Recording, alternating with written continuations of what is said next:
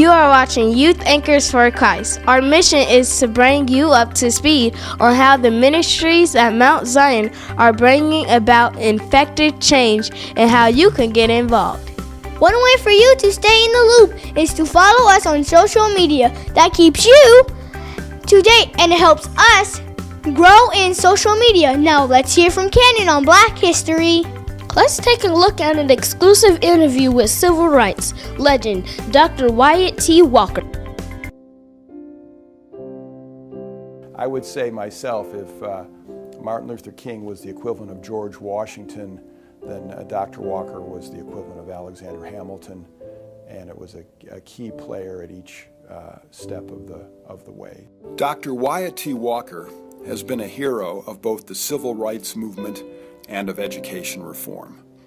As the first executive director of the Southern Christian Leadership Conference, and as Martin Luther King's closest aide and chief of staff, Dr. Walker was at the center of the fight for racial equality. He has been called King's field general for the Birmingham Civil Rights March, facing down Sheriff Bull Connor to end segregation in the toughest city in the South. He composed King's smuggled writings into the famous Letter from a Birmingham Jail. His wife and children were in the Gaston Motel the night it was bombed. He was with King for his I Have a Dream speech and the March on Washington. He was with King to collect the Nobel Peace Prize in Oslo. In the 1960s, Dr. Walker moved north to become the senior minister of the Canaan Baptist Church of Christ in Harlem. He fought drug dealers and built housing, and fought for better public schools. He was an early proponent for charter reform, along with other inner-city ministers. In 1999, he teamed up with me and Victory Schools to found the first ever charter school in New York State, now named the Suzulu Walker Charter School of Harlem in his honor.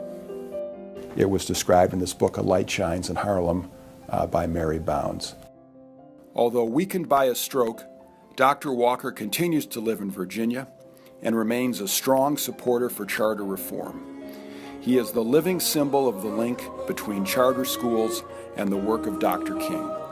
Dr. Walker stands for the ongoing battle for civil rights. I learned very quickly that public education was in chaos, so to speak. And it got worse. It didn't get better.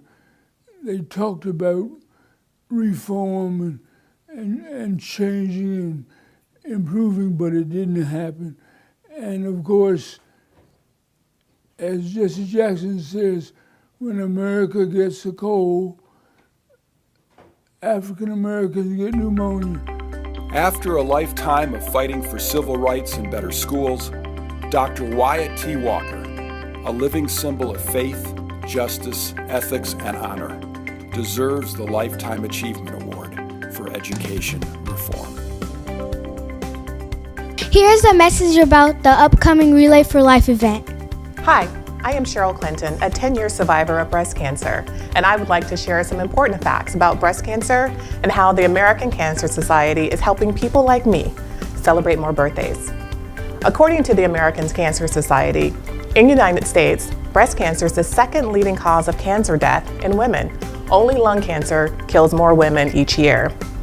There is a 1 in 8 chance a woman will develop breast cancer sometime in her life. In 2018, nearly 2,550 men will be diagnosed with breast cancer and 480 men will die from it. Together with millions of supporters, the American Cancer Society saves lives and creates more birthdays by helping people stay well and get well, by finding cures, and by fighting back. They save lives by helping people everywhere take steps to prevent cancer or detect it early. They save lives by helping people get well by providing information to help make decisions or free services like transportation to and from cancer treatment, or a free place to stay while receiving treatment far away from home. They have been involved in nearly every major cancer breakthrough in the last century. Through community events like Relay for Life, they mobilize the world's largest movement to defeat cancer once and for all.